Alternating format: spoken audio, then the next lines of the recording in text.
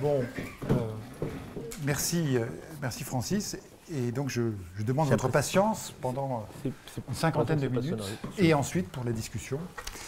Donc, le sujet, il est porté sous vos yeux. Si Dieu n'existe pas, tout est-il permis? Tel quel, si on répondait par l'affirmative, oui, en effet, si Dieu n'existe pas, tout est permis. Bon, on pourrait penser qu'on a affaire à une boutade provocatrice, hein, une forme de chantage théologique, hein, Dieu ou le chaos moral. C'est un peu gaulien, moi ou le chaos, Dieu ou le chaos moral. Donc vous avez intérêt à pencher du côté de Dieu, sinon vous êtes complice de tous les crimes. Bon. Ce chantage, évidemment, est inaudible de nos jours, parce qu'on a plutôt envie de dire, non, c'est le contraire. À chaque fois qu'on a voulu impliquer Dieu pour motiver les normes ou l'action morale, on a cautionné les plus grands dénis de droits de l'homme et de la femme, notamment. On a cautionné des crimes, divinité que de crimes on commet en ton nom. Et par conséquent, il ne faut surtout pas faire de Dieu le garant de l'existence d'obligations morales. Ça va à l'encontre d'une émancipation morale de l'humanité. Ça sous-entend une morale de l'hétéronomie. Bref, tout ce qu'il ne faut pas, sans compter le caractère arbitraire du choix divin en matière morale. Donc, l'histoire des civilisations semble apporter un démenti macabre à ce dicton. Hein. Donc, Dieu et la morale, pas lui, pas ça. C'est un peu la réaction qu'on pourrait avoir. Hein. Et puis, l'actualité récente a donné une odeur de poudre à cette connexion entre le devoir, l'obligation et puis Dieu. Et du coup, on pourrait appliquer un principe de précaution au fondement de la morale, de même qu'en sciences, l'Académie des sciences avait interdit les communications sur le mouvement perpétuel. On pourrait dire, écoutez, l'Académie des sciences morales doit interdire les questions sur le fondement divin de l'éthique. Les conséquences sont trop graves. Les vies sont en jeu, etc. Donc il vaut mieux que Dieu n'existe pas, ou que s'il existe, il n'ait rien à voir avec la morale. Alors je fais remarquer quand même que l'affirmation, l'énoncé « si Dieu n'existe pas, tout est permis », certes, exclut une morale athée, mais n'implique pas forcément une morale confessionnelle. Et je réfléchirai sur la notion de commandement révélé, hein, en me demandant si au fond, ils sont autre chose que des prescriptions à contenu accessible à la raison naturelle. Mais c'est une autre question. Alors, cette boutade théologique et morale, on pourrait en faire un usage suivant en disant, bah, écoutez, en fait, c'est un argument théiste déguisé. Si Dieu n'existe pas, tout est permis. Hein, et on vous dit, c'est un joli modus tollens. Or, tout n'est pas permis. Vous êtes d'accord qu'il y a des choses imprescriptibles, inqualifiables, épouvantables, qu'il ne faut pas permettre. Et donc, si vous avez admis que si Dieu n'existe pas, tout est permis, et que tout n'est pas permis, alors vous êtes obligé d'admettre que Dieu existe. Alors, question, quel Dieu, avec quel qualificatif, d'où sort-il? Ça peut être tout également une exhortation libertaire.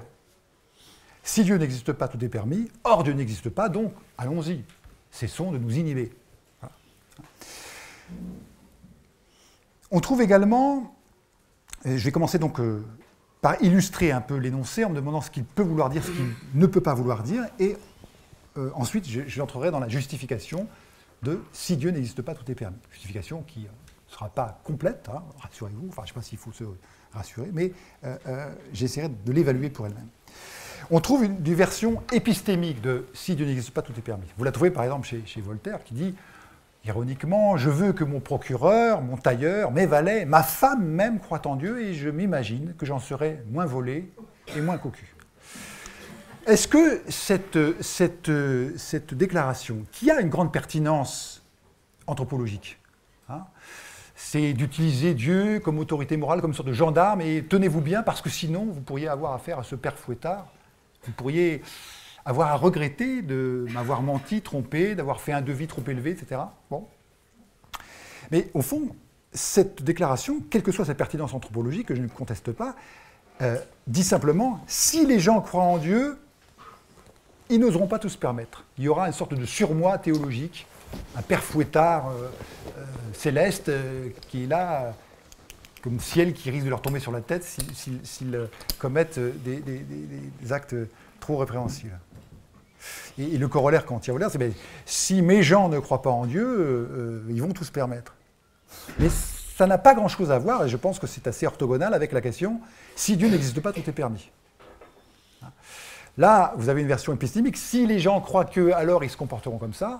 Mais ce n'est pas la question de savoir s'il y a un rapport entre l'existence de Dieu et la pertinence d'obligations morales. On pourrait même ajouter une version fictionnaliste, hein, c'est celle que Baudelaire imagine, en définissant Dieu comme le seul être qui n'a pas besoin d'exister pour gouverner. L'idée, Dieu, c'est la fiction de la punition, du châtiment. Hein, et il est vrai que la lecture de beaucoup de textes sacrés, de beaucoup de religions, de beaucoup de traditions, figure en premier lieu Dieu comme cette espèce de gendarme qui va écraser le premier déviant. Alors, ce n'est pas de cette version épistémique du conditionnel « si Dieu n'existe pas, tout est-il permis » que je vais m'occuper. On pourrait se demander d'ailleurs si on ne peut pas tout simplement réfuter cette implication « si Dieu n'existe pas, tout est permis » par le fait qu'il y a des athées vertueux. J'ai envie de dire Dieu merci, parce que sinon, vu que le nombre de croyants baisse tendanciellement, la moralité de l'humanité serait... Mais ce n'est pas la question. Alors, vous avez sous les yeux l'image d'une campagne des années 2008, je crois, ou 2006, dans laquelle eh bien, on vous dit, voilà, vous n'avez pas besoin de croire en Dieu pour être une personne morale ou éthique. Donc, croire en Dieu n'est pas une condition nécessaire pour être quelqu'un de bien. Quelqu'un qui ne se permet pas tout. Mais là, encore une fois, c'est uniquement la version épistémique. Hein. Le fait de croire favorise-t-il ou non, ou le fait de ne pas croire favorise-t-il ou non les comportements moralement bons, moralement mauvais, hein. Et à la limite, on pourrait concevoir que cette campagne menée par Richard Dawkins, au nom d'organisations athéistes, dirait plutôt au contraire, il vaut mieux ne pas être une personne croyante, hein, parce que là, vous êtes dans la superstition, dans le fanatisme, dans l'irrationnel, donc vous n'allez pas avoir un comportement qui maximise le bien. Hein. Bon. Mais encore une fois, ce n'est pas la question, car ici, on est uniquement dans la relation épistémique. Bien. Alors, on pourrait éventuellement aussi dire, mais il y a une autre réfutation, c'est au fond, regardez, il y a des gens qui affirment l'existence de Dieu, comme Tartuffe, et qui en profitent pour se livrer à l'assouvissement de leurs plus bas instincts, et même qui instrumentalisent leur familiarité avec la source divine des commandements pour dire le ciel défend de vrai certains contentements, mais on trouve avec lui des accommodements. Hein. Bon, là encore une fois, le comportement de Tartuffe, ou des Tartuffes, qui vit encore, hein, chacun sait, n'engage pas la relation, j'allais dire métaphysique, éventuelle, hein, entre l'existence de Dieu et l'existence d'obligations morales. Donc, du théisme accommodant ou du libertinage théiste, on ne peut rien conclure, sinon qu'il y a des entorses et des gens qui utilisent leur savoir ou leur prétendu savoir religieux pour assouvir leurs pulsions. Alors, mettons à plat la question, si Dieu n'existe pas, tout est-il permis? Il y a deux fois deux réponses, en fait. Selon qu'on est en mode théiste ou en mode athée, ou peut-être entre les deux, en mode agnostique. Si on répond oui, si Dieu n'existe pas, tout est permis, ça peut vouloir dire, en effet, Dieu n'existe pas, et donc, tout est permis, du fait que Dieu n'existe pas. Ou alors, Dieu existe, mais s'il n'existait pas, ou même s'il n'existait pas, s'il n'existait pas, tout serait permis. Alors, tout serait permis, du fait qu'il n'existerait pas. Et puis vous pouvez aussi répondre non, nullement, si Dieu n'existe pas, tout n'est pas permis, je maintiens l'existence d'obligations morales, d'une distinction entre le permis et le défendu, en l'absence même de l'existence de Dieu. Et ça, en disant soit, même si Dieu n'existe pas, pour autant tout ne serait pas permis, ou bien que Dieu n'existe pas, tout n'est pas permis. Alors, le problème que je pose ici, c'est quand même, mais c'est quoi ce « si Dieu n'existe pas, tout est permis » ? J'ai, dans les paraphrases que j'ai données de cet énoncé, des réponses possibles à la question, introduit des « alors », des « donc », des « pour autant », et toute la question, c'est de savoir quelle est la nature de ce « donc », de ce « pour autant ». Parce que si j'en reste à la relation de conséquences purement logique, alors, il n'y a pas grand-chose à dire. Hein. Si le si alors est uniquement si P alors Q, dont les conditions de vérité, c'est vrai dans tous les cas, sauf dans le cas où l'antécédent est vrai et le conséquent est faux, alors cet énoncé est quasiment vidé de sa substance. Et je crois que ce serait une erreur d'analyser si Dieu n'existe pas, tout est permis, comme voulant dire, ou bien Dieu n'existe pas, ou bien tout n'est pas, ou bien tout est permis. Enfin, ou bien Dieu existe, ou bien tout est permis, non P ou Q. Et pourtant, c'est ce que le logicien standard dirait, bah oui, la validité du conditionnel si P alors Q, c'est non P ou Q. Ou ce n'est pas le cas que P et non Q. Ce n'est pas le cas que Dieu n'existe pas et que tout est permis. Donc, je vais essayer d'aller un peu plus loin. Je pense qu'il ne faut pas être abusé par cette forme conditionnelle. Hein.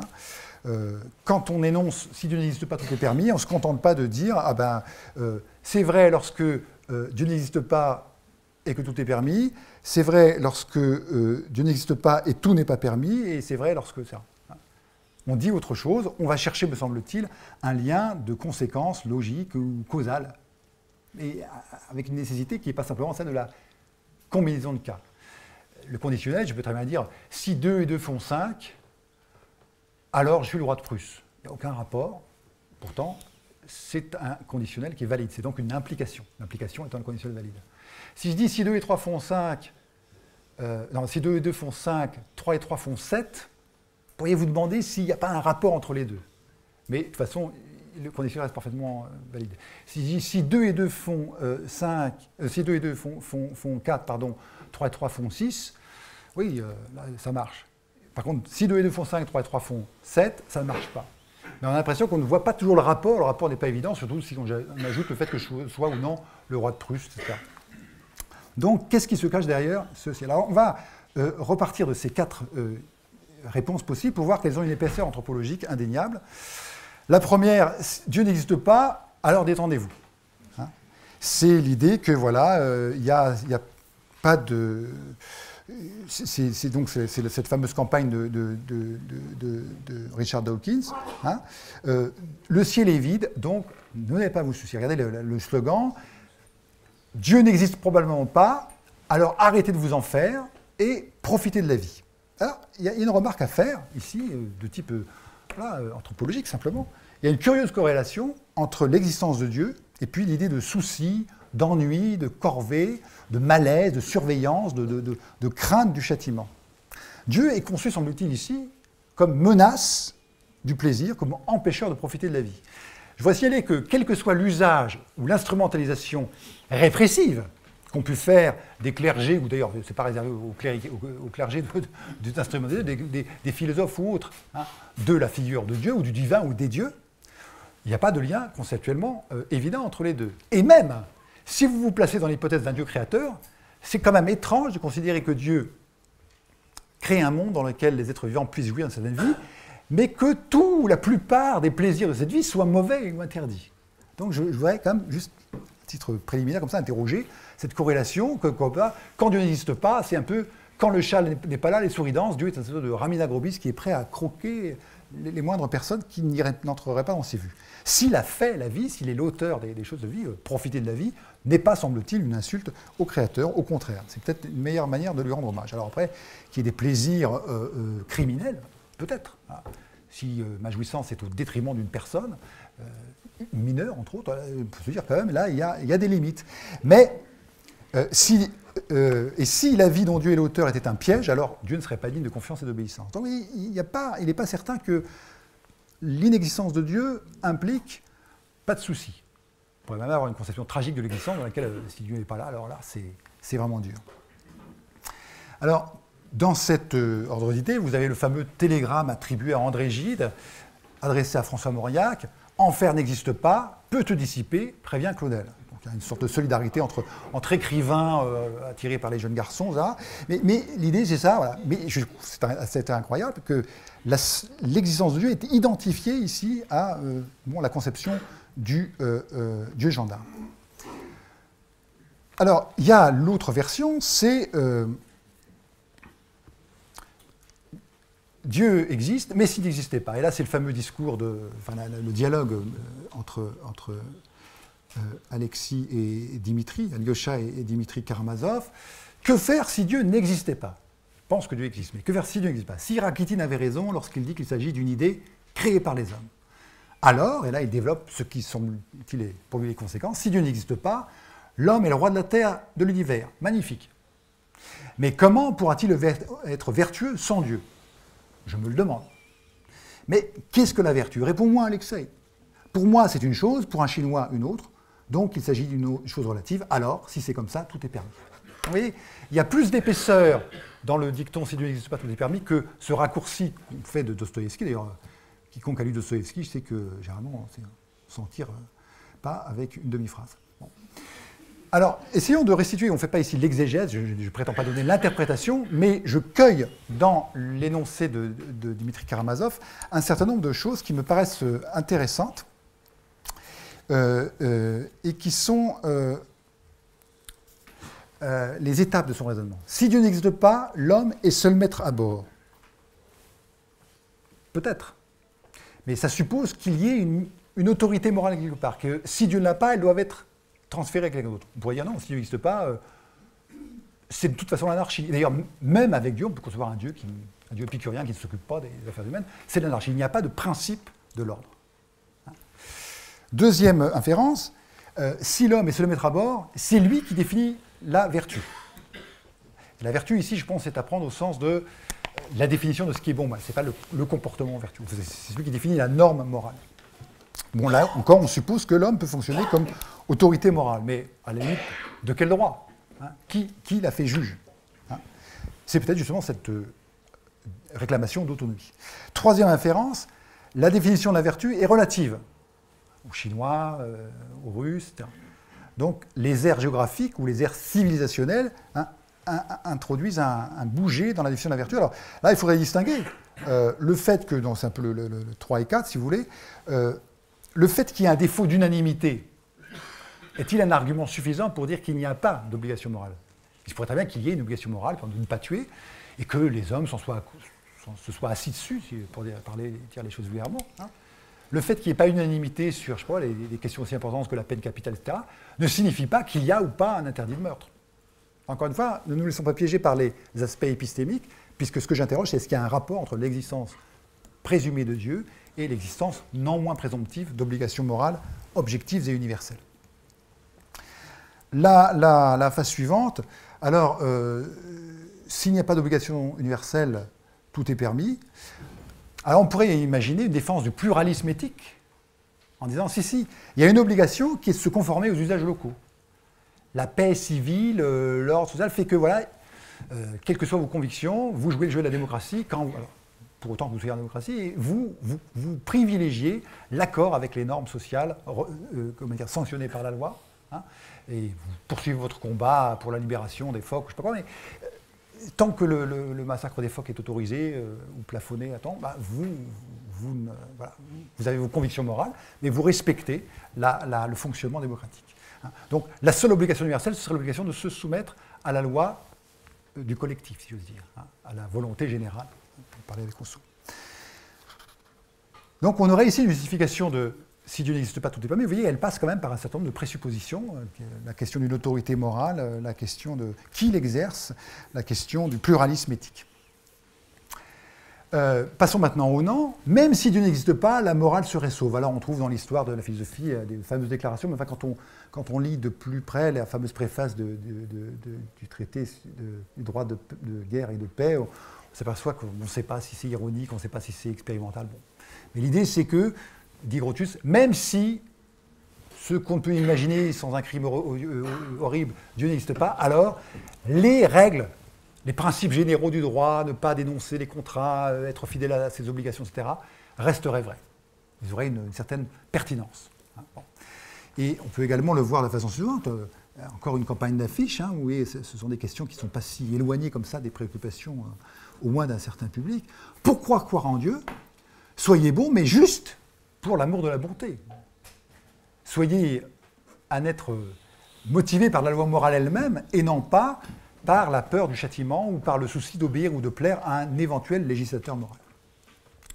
Et puis vous avez le non B qui vous dit Dieu meurt, mais la morale demeure. Et c'est toute l'idée de morale indépendante. Hein. Sous Napoléon III, sort un journal qui en était déjà à sa troisième année sous l'Empire libéral, la morale indépendante, et on vous explique que les religions, avec leurs sacrifices barbares, etc., ont parasité la source de l'obligation morale, et il y a un absolu qui est un tu dois général, et tu dois respecter la vie, tu dois ne pas tuer, etc. Le contenu de la morale indépendante, d'ailleurs, peut varier selon les conceptions, mais l'idée, c'est qu'elle est indépendante au moins du Dieu des confessions, du Dieu des révélations. Et la question, c'est est-ce qu'elle est indépendante de Dieu tout court? Parce que si on dit il y a de l'absolu, il y a un tu dois, alors on dit qui énonce ce tu dois, d'où ça sort, et pourquoi tout le monde serait tenu d'obéir? Pourquoi je ne peux pas dire ben non, ben pas moi? C'est là que la question de l'existence de Dieu métaphysique et non plus confessionnelle me paraît importante. Donc, il me semble pouvoir dire que si Dieu n'existe pas, tout est permis, n'est pas une simple implication matérielle. La vérité de ce conditionnel, c'est-à-dire ce qui en fait une implication, exclurait seulement Dieu n'existe pas et tout n'est pas permis. Donc, elle exclurait seulement le fait qu'on dirait Dieu n'existe pas, mais il y a des interdits, des obligations de ne pas faire. Mais telle qu'elle, si je la prends comme simple implication matérielle, elle est compatible avec Dieu n'existe pas et tout est permis, comme avec Dieu existe et tout est permis, ainsi que Dieu existe et tout n'est pas permis. Alors il me semble que quand on entend si Dieu n'existe pas, tout est permis, on entend finalement la réciproque. Et si Dieu existe, tout n'est pas permis. Et du coup, il me semble que cette implication matérielle, enfin cette lecture de si Dieu n'existe pas, tout est permis comme simple implication matérielle passe à côté de l'essentiel. L'implication matérielle n'affirme pas que la non-existence de Dieu serait une condition nécessaire de la permissivité universelle. Elle n'implique pas non plus le caractère nécessaire, enfin métaphysiquement nécessaire de la conséquence. Ça pourrait... Il se trouve que quand Dieu n'est pas là, tout est permis, mais il pourrait ne pas y avoir de rapport, ça pourrait être une coïncidence. Je pense qu'il nous faut aller plus loin et chercher un rapport une relation biconditionnelle qui soit vraiment causale et fondationnelle. Ce que je veux dire par là, et c'est tout à fait discutable, c'est que quand on entend, ou quand on dit, ou ce qu'on veut dire par « si Dieu n'existe pas, tout est permis », ou ce qu'on veut dire quand on dit « non, pas du tout, si Dieu n'existe pas, tout n'est pas permis pour autant », la question qu'on se pose, c'est la relation vraiment entre l'existence de Dieu et l'existence de normes morales objectives universelles. Et ça veut dire plutôt, sachant que tout n'est pas permis, alors on a une bonne raison d'affirmer qu'il y a une source de cette obligation de ne pas faire certaines choses, et qui serait, alors, c'est ce qu'on va étudier, Dieu, quelqu'un d'autre. Et inversement, on dit, ce qu'on veut dire, c'est ça, c'est que c'est parce que, et seulement parce que Dieu existe, ou si et seulement s'il existait, que tout n'est pas ou ne serait pas permis. Il me semble que alors, c'est QRAP, ce qui reste à prouver. Pour l'instant, je ne l'ai pas prouvé, mais j'ai simplement voulu ici, pour l'instant, dire les différentes illustrations anthropologiques de si Dieu n'existe pas, tout est permis, etc., semblent aller dans le sens suivant. Ce qui est à interroger, c'est vraiment un rapport biconditionnel, causal et fondationnel. L'existence de Dieu, c'est ce qui rend, c'est ce qui est responsable de l'existence d'obligations morales. Et l'obligation morale pourrait nous révéler, non pas au sens de la révélation confessionnelle, mais être l'indice qu'il y a quelque chose d'absolu, quelque chose de l'ordre de ce qui doit être, de ce qui ne doit pas être, qui est la définition du bien d'ailleurs, dans certaines philosophies. Et du coup, c'est ça, cette relation que je veux interroger. Alors, si l'on admet que si Dieu n'existe pas, tout est permis, engage non pas un simple conditionnel de type il est vérifié lorsque on va du vrai ou du faux au vrai ou du faux au faux, et il est invalidé uniquement quand on va du vrai au faux. Si c'est autre chose, si c'est vraiment cette relation si et seulement si et parce que, alors il y a une solution triviale qui consisterait à dire, ben oui justement, presque nominale, j'appelle Dieu ce dont l'existence, et seulement elle, fait ou ferait que tout n'est pas permis. Alors j'insiste sur ce fait ou ferait parce qu'au fond, en m'intéressant sur le rapport entre existence de Dieu et existence d'obligation morale, je ne me prononce ni sur l'une ni sur l'autre. Je m'intéresse à la relation entre les deux. Bon. Alors, la proposition serait qu'effectivement, Dieu serait l'unique législateur moral possible. Il n'y aurait pas d'autre source possible d'une justification de normes morales. Prenez une norme simple, on ne tue pas, on ne détruit pas la vie d'autrui sans nécessité, donc hors légitime défense par exemple. Et ça, pris sur le plan moral, non pas sur le plan des législations juridiques. Est-ce que c'est oui ou non une vérité morale? Et supposons que ça marche, il y a trois difficultés. La première, c'est, mais au fond, pourquoi cherchez-vous à fonder l'obligation morale? pourrait dire tout n'est pas permis, ou l'interdit du meurtre, ou de l'inceste, ou que sais-je encore. C'est un fait pur et simple. Et si vous voulez l'étayer par un commandement divin, une morale théologique, alors là, vous allez le polluer. Vous allez commettre non plus un sophiste naturaliste, ce sophisme qui consiste à définir le bien ou le devoir par des descriptions de faits naturels, ne pas supprimer l'existence, ça c'est un fait physiquement descriptible, et c'est bien, c'est mal, hein, ne se réduit pas à supprimer l'existence physique, ou détruire une existence physique. Hein. Et là on pourrait dire, ça se fait surnaturaliste, vous réduisez le bien et le mal à quelque chose qui vient d'un être surnaturel. On pourrait dire, non, on est très bien comme ça, et c'est un peu ce que je disais au début de cette séance, on est très bien sans mêler Dieu à tout cela. Le deuxième problème, c'est le passage d'une existence à une obligation.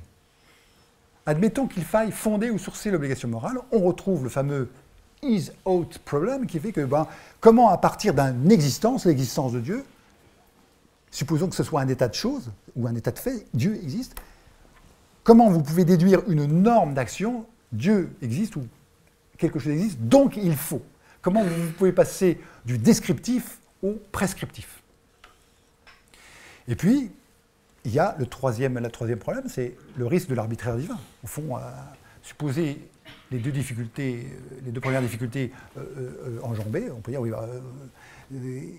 si Dieu commande n'importe quoi, s'il change d'avis, hein, et c'est toute la problématique, alors là, qui est bien plus philosophie de la religion que ce que je fais aujourd'hui, de ce qu'on appelle la Divine Command Ethics, l'éthique des commandements divins, dans laquelle il y a des discussions importantes, j'en parlerai un tout petit peu vers la fin. Alors je vais essayer de donner une chance à cette relation d'implication réciproque, causale et fondationnelle entre l'existence de Dieu et l'existence d'obligations morales. Je vais essayer de définir, à gros traits, le cahier des charges de « tout n'est pas permis ». Hein, puisque je vais traiter le conditionnel comme voulant dire finalement, si Dieu existe, tout n'est pas permis, et si Dieu n'existe pas, tout est permis.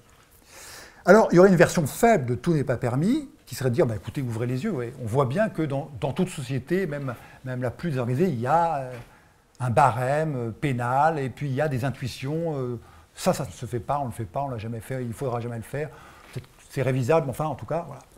Évidemment, c'est une version faible, parce que le fait que dans toute société, il y ait des interdits, ne suffit pas à dire que tout n'est pas permis. La version forte, mais elle est évidemment beaucoup plus exigeante, c'est qu'il faudrait qu'il y ait des interdits valables pour toute société.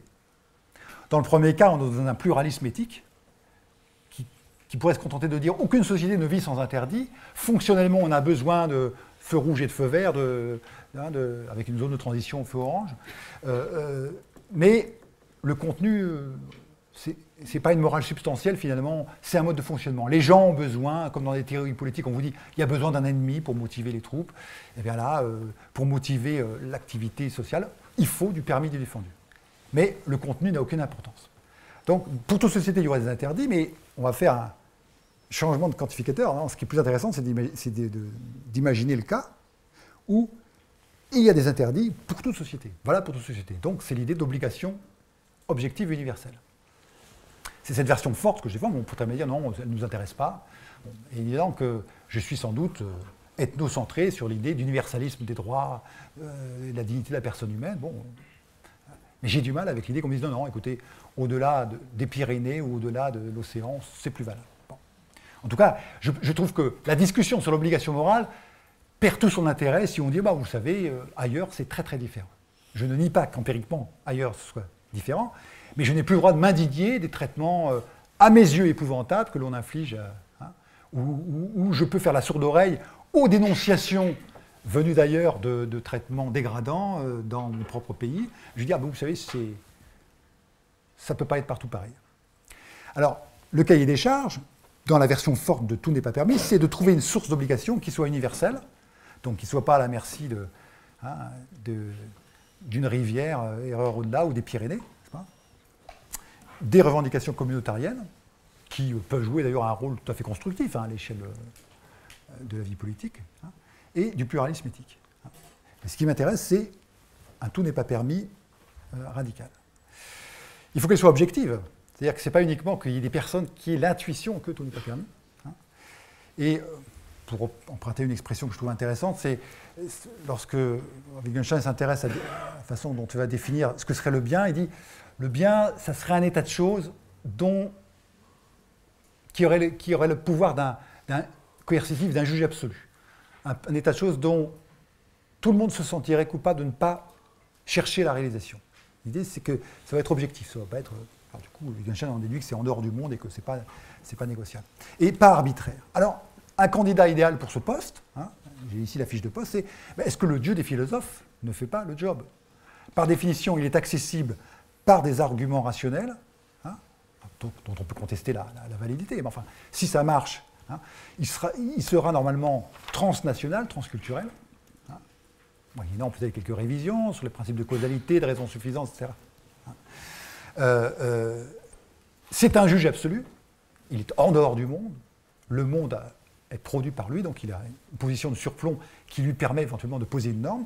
Et puis, ce Dieu des philosophes, par définition, c'est un Dieu qui a un entendement, qui est parfaitement raisonnable, et qui ne va pas s'amuser à fatiguer les humains avec des prescriptions difficiles, voire contradictoires. Donc, le Dieu des philosophes serait un candidat.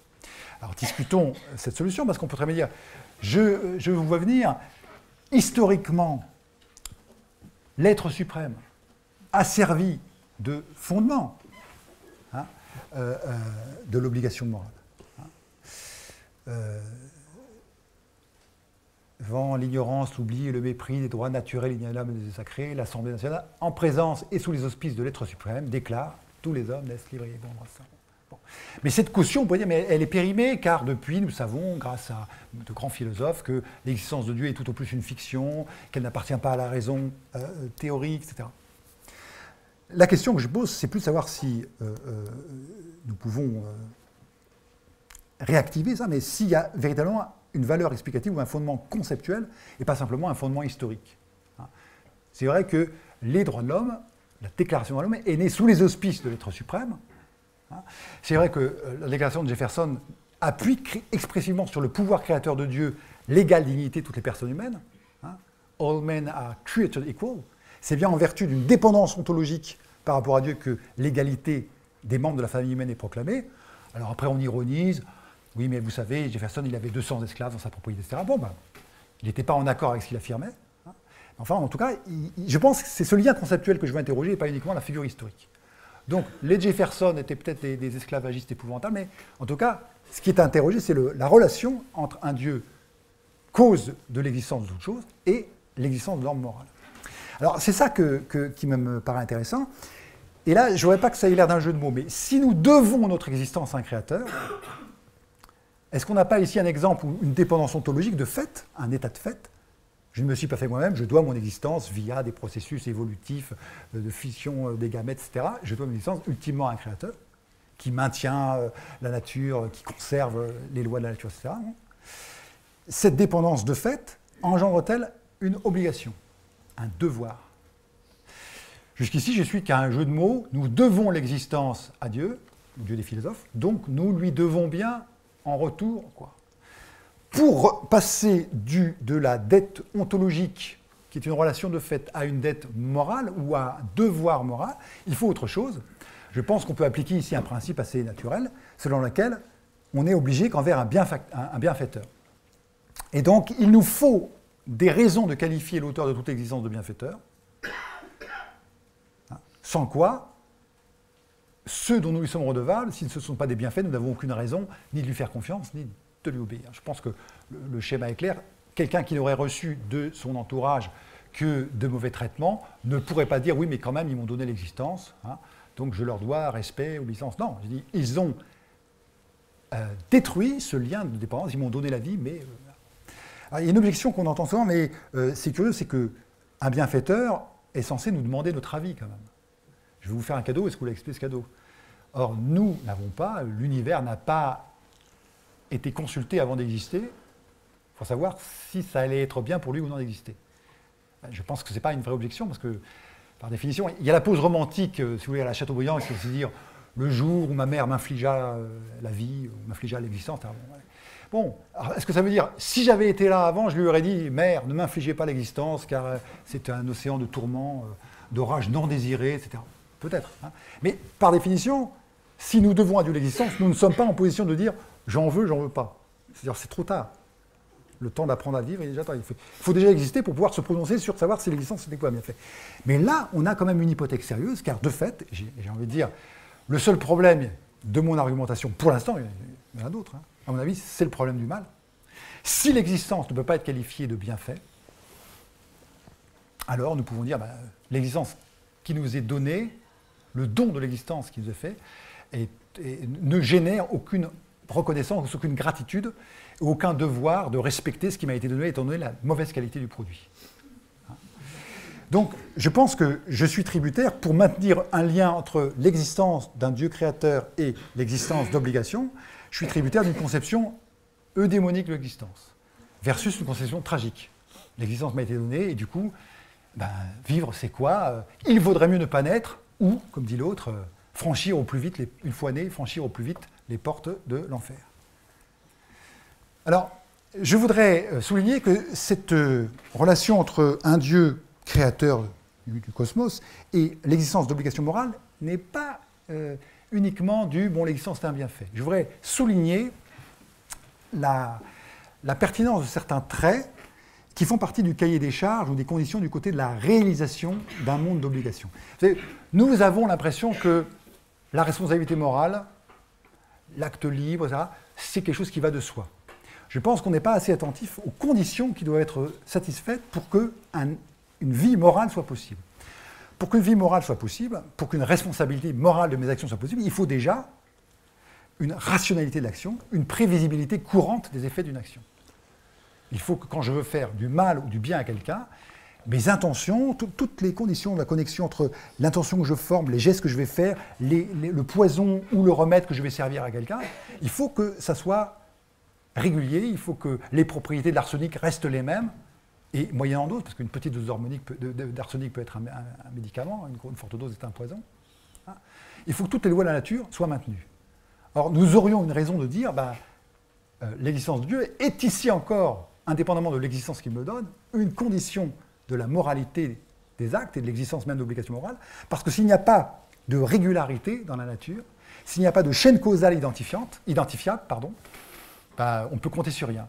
Je pourrais avoir des projets philanthropiques extraordinaires ou des projets machiavéliques de destruction de tous mes prochains. Si je ne pouvais pas compter sur la fiabilité, la réidentification de chaînes causales régulières, alors je n'aurais pas de vie morale. Je passerais mon temps à imaginer la destruction d'autrui ou au contraire mon dévouement à autrui, mais je n'aurais aucun moyen d'intervenir de façon responsable. Alors non seulement il faut une rationalité de l'action et un certain déterminisme dans les chaînes causales, entre les propriétés des éléments, une conservation de ces propriétés. Si l'arsenic, tous les 2 jours, change de propriété, alors il faut que je planifie mon opération chirurgicale ou ma tentative d'empoisonnement du tyran de façon... ça devient très compliqué.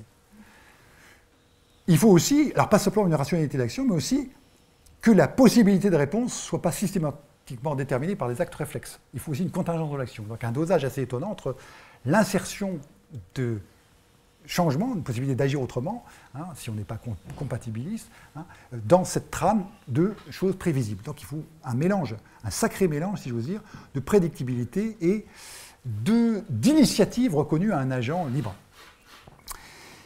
On pourrait rajouter d'autres conditions. Ce n'est pas quelconque de se dire que la liberté dont, par hypothèse, nous bénéficions, pour que la notion d'obligation morale ait un sens, elle s'exerce diachroniquement. Je ne suis pas libre. Je ne joue pas tout sur une décision morale. Je peux m'améliorer en devenant de plus en plus serviable vis-à-vis de mes étudiants ou au contraire de plus en plus égoïste et méprisant. Et du coup, cette diachronisation des libertés, elle est intéressante. Aussi le fait qu'elle passe par un corps.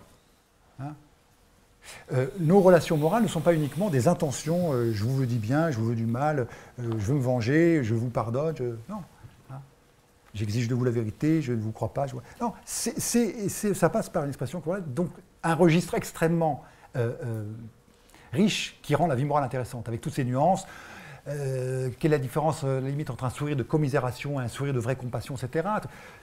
La richesse de la palette des actes moralement qualifiables est rendue possible grâce à ça. Or, on peut se dire, au fond, Nous avons là des arguments supplémentaires qui ne sont pas déductifs, mais de reconnaître en un Dieu qui crée un monde dans lequel il y a des lois, mais aussi une possibilité d'initiative, aussi une possibilité d'expression de nos intentions par un registre corporel, moyennant un rayon d'action qui est variable. Le nourrisson n'a pas un grand rayon d'action, sauf via des faire-part de naissance, peut-être, je ne sais pas. Mais ensuite, j'augmente mon rayon d'action, y compris avec des moyens techniques, et les conséquences de mes intentions morales vont s'étendre. Un message que j'envoie au bout du monde, une réponse que je fais. Hein. Cette variabilité est aussi une source, une richesse, et alors bon, quelles en sont les conditions, et si elles ne sont pas quelconques, ça, j'allais dire, ça va corroborer l'idée qu'il y a un lien entre l'existence de Dieu et si vous me dites, mais ça va de soi qu'il y ait des esprits libres, mais qui coopèrent avec un corps, voilà, bon, ben, l'explication de l'obligation morale par Dieu tombe. Si vous dites, ah oui, c'est pas quelconque, vous avez un argument supplémentaire pour l'existence de Dieu. Et puis alors, évidemment, pour que le monde moral soit habitable de façon cohérente, il faut un accès à cette source d'obligation universelle. Alors c'est quoi? Ce qu'on appelle la conscience morale. Alors certains auteurs disent que l'existence d'une conscience morale n'est pas du tout une preuve de l'existence d'un législateur moral. Hein. C'est la question que je pose. Hein. Ce qui est intéressant en faisant cette remarque, c'est que vous pouvez très bien avoir une conscience morale sans identifier la condition métaphysique. Donc vous pouvez très bien, ça rend possible l'athée vertueux qui dit « moi j'ai ma conscience, ça me suffit, pas besoin de Dieu ». On va revenir sur cette discussion. Alors justement, jusqu'ici, j'ai essayé de vanter les mérites de l'hypothèse théiste comme corroborant et corroboré par l'existence d'obligations morales. Et alors, je vais le contraster avec l'hypothèse athéiste, mais prise au sérieux. Parce que souvent, l'athéisme dont on parle est un anticléricalisme qui met le doigt sur les instrumentalisations coupables et criminelles du religieux au profit de projets politiques ou de domination ou d'assouvissement de jouissance personnelle, ce qui est évidemment déplorable. Hein. Mais on oublie que si je suis un athée rigoureux, hein, alors je vais au moins imaginer qu'il n'existe que la nature ou des forces naturelles sans volonté, sans intention supérieure, sans vocation à réaliser ce qui est bien, sans qu'il y ait un bien défini comme ce qu'il doit y avoir, ce dont on va poursuivre l'objectif. Je dirais, il n'y a que des faits. Et alors, notamment, si vraiment je vais jusqu'au bout, si je dis il n'existe que des objets ultimement immuables, éternels et indépendants, hein, eh bien, qu'est-ce que je vais pouvoir devoir à quiconque? Je ne dois dire merci à personne, je ne dois cette situation à rien. S'il se trouve que par hasard, ces conditions d'existence, a priori d'ailleurs il n'y a même pas de régularité, de loi de la nature, c'est un chaos total, ces conditions d'existence, je ne les dois à personne, et si par hasard elles donnaient lieu au fait que quelqu'un a l'impression qu'il faut faire ceci, on peut dire mais ce n'est pas fondé. Vous avez des intuitions morales, mais ouvrez les yeux, il n'existe que les atomes et le vide, pour faire rapide, hein, et du coup, bon, vous pouvez considérer que votre morale, c'est de conserver votre configuration atomique pour maximiser votre plaisir ou le partager avec d'autres en ayant une diététique des plaisirs qui vous maintiennent en vie. Mais ça, ce n'est pas de la morale, c'est de l'intérêt bien compris. Hein. Donc, je nous invite à prendre au sérieux l'hypothèse athéiste, hein, qui ne peut pas forcément se prévaloir d'une justification de l'obligation morale. Je ne nie absolument pas que l'athée puisse dire « j'agis mieux moralement que vous », mais je suis embêté quand il doit répondre, mais pourquoi poursuivre le bien? Il n'y a que des faits, nous ne devons rien à personne. Je pense qu'un athéisme conséquent, mais je suis prêt à entendre des jugements très différents, neutralise l'opposition du bien et du mal. Non pas fonctionnellement, que les sociétés en aient besoin, que nous ayons besoin de nous inventer un surmoi, ça c'est bien, ça c'est pas bien peut-être, mais ça n'est pas fondé. Parce qu'aucun état de choses strictement physique, même s'il est très spectaculaire, ne peut générer d'obligation morale. À mon avis, il génère tout au plus des intérêts pour la survie. Et du coup, c'est la formule de Jules Grave, ni Dieu ni maître, chacun n'obéit qu'à sa propre volonté, donc il ne faut pas se moquer. Je pense qu'un véritable athéisme, me semble-t-il, est proche d'un anarchisme moral et dans lequel, au fond, certes, je peux avoir de bonnes intentions, mais je n'ai plus de raison de poursuivre ce bien plutôt qu'un autre. Et je ne peux surtout pas m'en prendre à un tel ou un tel qui dit « non mais moi je vis comme ça, il n'y a pas de Dieu, il n'y a pas de maître, l'existence ne vient de nulle part, je ne vois pas pourquoi vous nous surimposeriez une loi morale ou des obligations. Sans doute, il y a des règles avantageuses de conduite en société. Et par exemple, la prohibition du meurtre, de l'inceste, etc., peuvent être motivées par des avantages, mais ce n'est pas de la morale. C'est des intérêts bien compris. Alors, ça se trouve, il n'y a que ça. Mais vous ne pouvez pas empêcher quelqu'un de comprendre ses intérêts dans un autre sens, peut-être plus égoïste. Et donc, là, le conflit arrive. Alors, il y a un dernier problème qui va se poser, c'est le problème de l'arbitraire.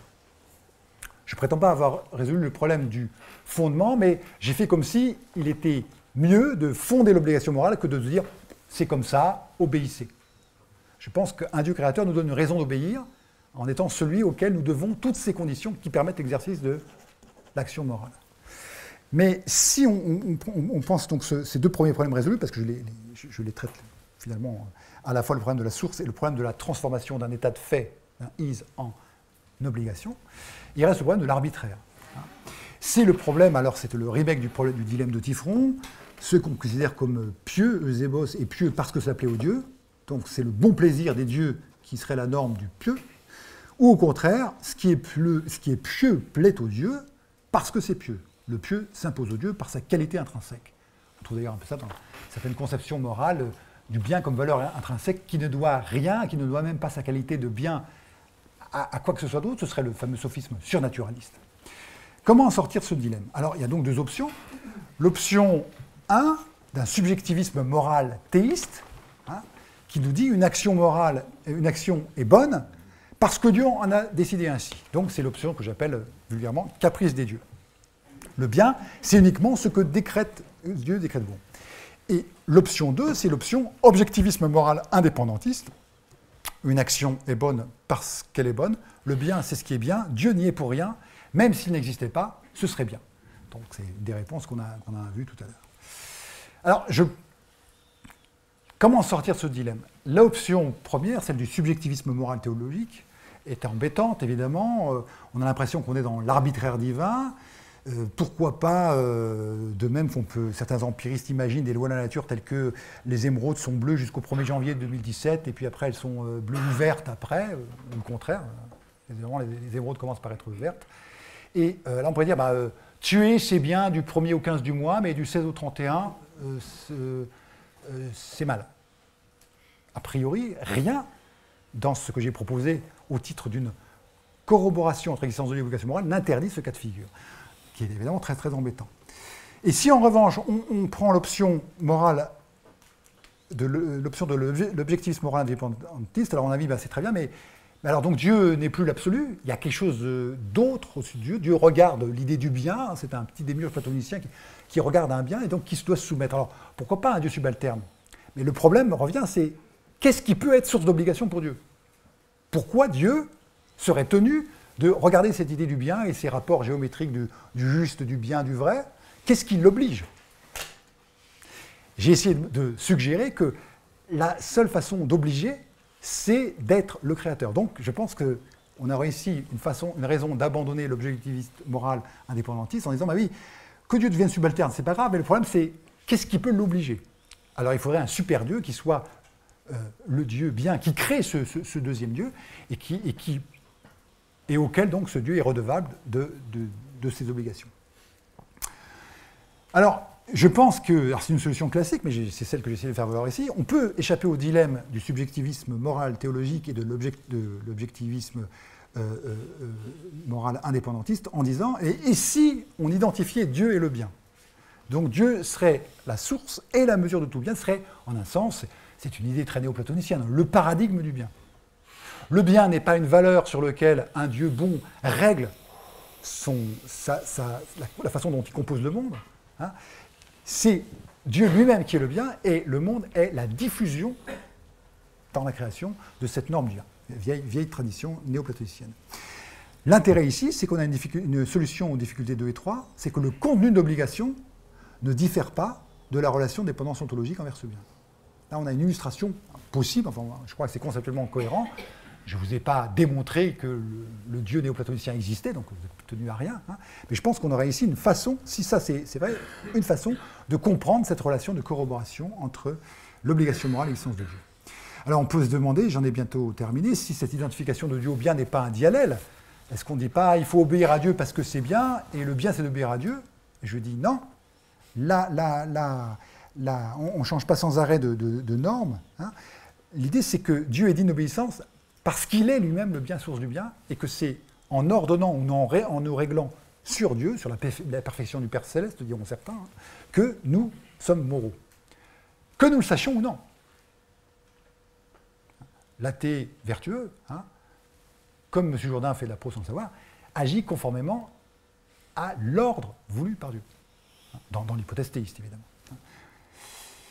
Alors, l'identification de Dieu comme autorité morale, évidemment, si on n'est pas dans un diallèle, on est renvoyé l'un à l'autre, suppose, si on veut rester dans une conception rationnelle, accessible à la raison naturelle, suppose que l'être humain soit doté, c'est ce que j'appelais tout à l'heure la condition d'accès aux normes morales, qu'on ait des préconceptions du bien qui sont épistémiquement indépendantes, hein, de la reconnaissance par la raison de l'existence de Dieu ou pas.